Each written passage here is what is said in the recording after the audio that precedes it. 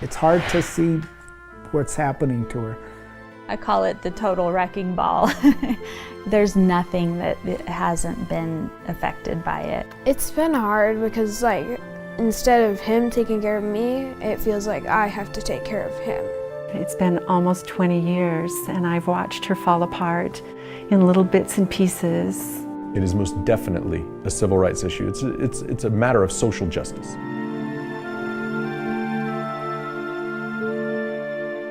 Hello, and thank you for joining us. I'm Kim Burrows. Dementia, and specifically Alzheimer's, could affect you or someone you know. It can be a devastating diagnosis for the entire family, physically, emotionally, and financially. You're going to see a lot of purple tonight. It's the Alzheimer's Association's signature color. Alzheimer's and dementia doesn't have to be an end-of-life diagnosis. In the next half hour, we'll tell you about some services right here in our town that unfortunately people don't know about until they're in a crisis situation. First, we want to introduce you to 4 families we've been following for 2 years and show you how their lives have been turned upside down by dementia and Alzheimer's. Mike and Shelley Morcom fell in love when they were just barely adults. Shelley was 20 and I was 21 when we got married. But as they moved from New Mexico to the East Coast and to Reno, they didn't know that the memories they were making along the way would be so important. Shelley has changed a lot in the last 5.5 years. When Shelley was just 57 years old, a doctor broke the news. She had frontotemporal dementia. They suspect she got it in her 40s. The former nurse practitioner now relies on others to take care of her. Take your shoes off. Be comfortable. As the there, years kiddo. passed, the memories slipped from Shelley's brain, the words from her mouth. All of that. Okay.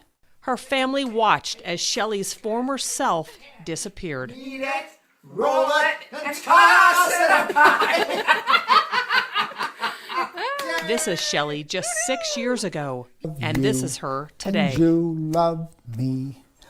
We love Laura, and that makes Music triggers something. It's the only time Mike hears her voice. boy. He says he misses it. And today is Tuesday. We have fun together. We'll sing together. She doesn't communicate verbally, but she does with her smile and definitely through her eyes.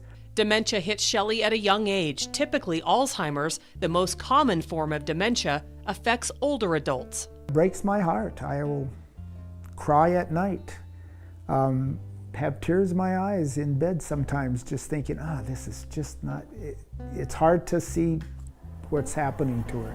Did you hear the Christmas music? They're singing Christmas carols. Kathy Maupin's mom, Drusilla, is 95. It's been one of the most heartbreaking things I've ever had to endure. It's broken the hearts of my children to watch their grandmother. Drusilla has had Alzheimer's for more than 20 years. I'd love to know what's in her mind or what her emotions are. She's in her final stages. There's a lot of grieving before someone passes away. I said it's death by inches, and it literally is death by inches. I have been living with her dying for a long time. But Kathy is able to see the brighter side of this dark diagnosis. You don't know how many really good days you have. And that's why it's really important to live each day fully, joyously, beautifully. Drusilla's family spent $1 million for her care so far. Things might have been different had she known what doctors know today. It's just really medicine for me. We've followed Dick Tatro for years. Hear what keeps him moving forward despite a dementia diagnosis. And remember Shelley Morcom, who you just met? Shelley! See what's happened since we first saw her story. Throughout this half hour, you'll hear from people we met at the Alzheimer's Walk. We invited them to share something personal about Alzheimer's. It was my father who had Alzheimer's, and he was an amazing man, and it was just very sad to see the decline. What I ask for people is to be patient. They're your loved ones. They're not your enemy. They're not trying to frustrate you.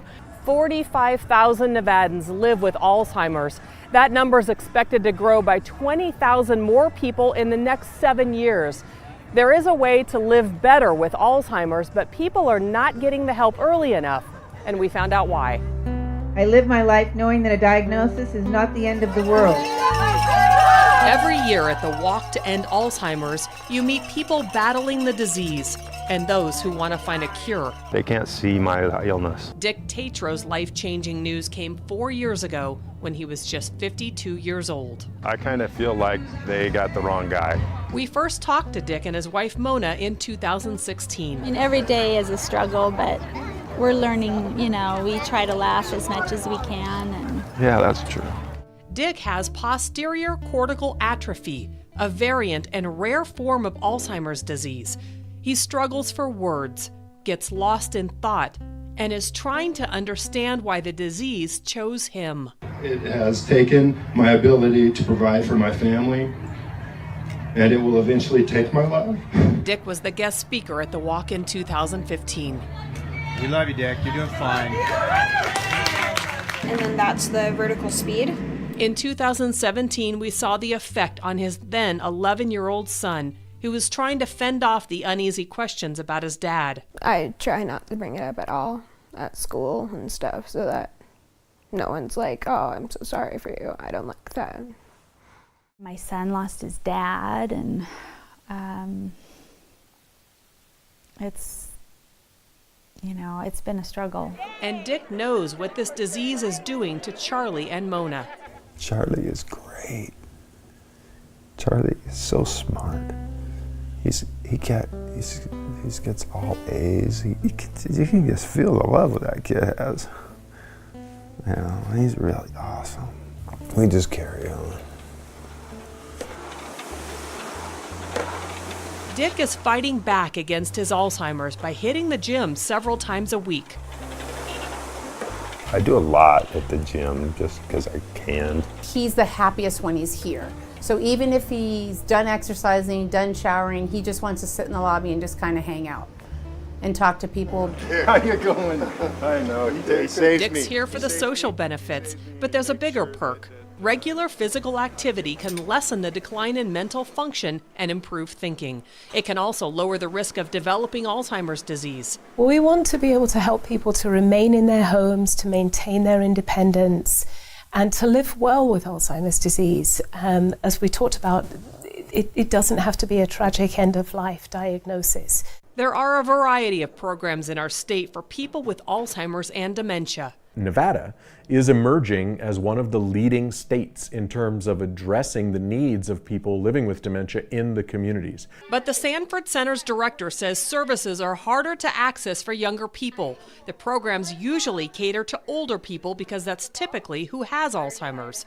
To the right a little bit. Can you do it? There you go. Washoe County's Daybreak is an adult daycare, a medically based program in the region supported by full-time nurses. We are trying to, at a minimum, maintain their level and hopefully improve their cognitive capacity and level of functioning. But families often don't find the care facility early enough.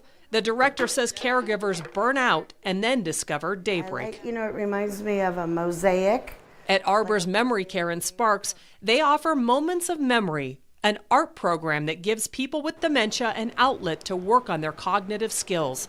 The social aspect is also important.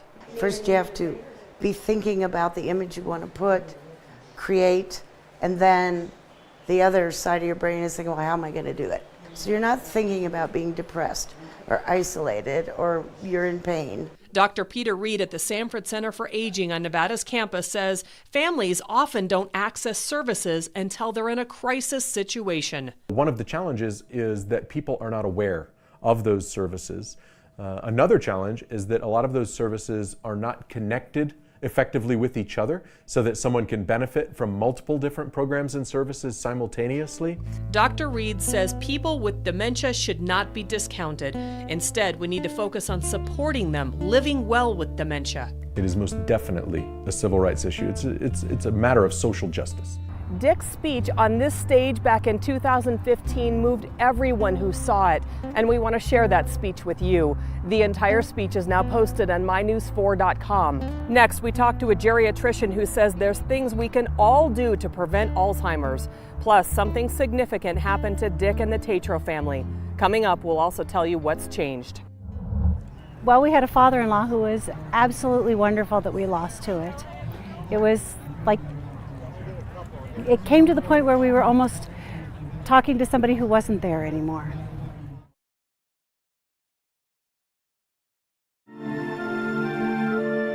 I think one of the scariest things about Alzheimer's is there is no cure yet. There are cures for 17 different kinds of cancer and more cancer cures coming out now, but for Alzheimer's, there really is no cure. The Alzheimer's Association hopes to have treatment in the next 7 years. They think that a cure could be a reality by 2050. There are drugs that can slow Alzheimer's disease, but there are also things you can do now that could prevent it. My mom is one of 6 children, 5 of whom all have some form of dementia. 93-year-old Eve Bloom lives in Minnesota. Her daughter, Barbara Singer, is her long-distance caregiver. This is my mom and me, and this is my sister. The Carson City resident visits when possible and calls often. Music is their connection, as we've heard from so many families finding their way through Alzheimer's. They sing songs on the phone. Sometimes changes her mood, gets her out of the anxiety, or doesn't escalate. So music works really well with my mom. Barbara reached out for information and services to help her along this difficult road.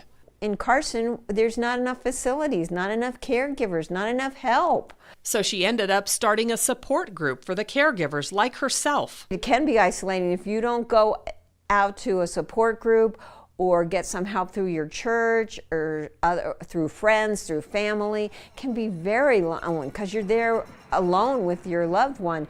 On the medical front, there are drugs that can slow the progress of Alzheimer's.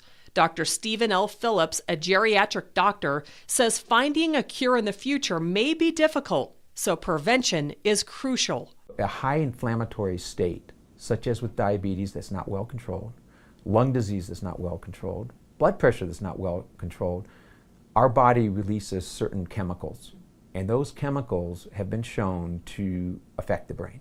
Research funding is at the highest level ever. That translates into something positive. The National Plan to Address Alzheimer's Disease indicated that a national commitment of $2 billion in Alzheimer's funding would be sufficient to meet our goal of having a treatment by the year 2025 and a cure by 2050. Something everyone would like to see. So what's happened to our families now? Eva, have you seen my dearest? She's not in pain anymore. She's not. Next, you'll see how living with dementia has a different experience for every family it touches. So my great-grandpa has dementia. It's really difficult to deal with. He really doesn't get out of the house much. My grandma takes care of him, and whenever I'm there, I try to help her.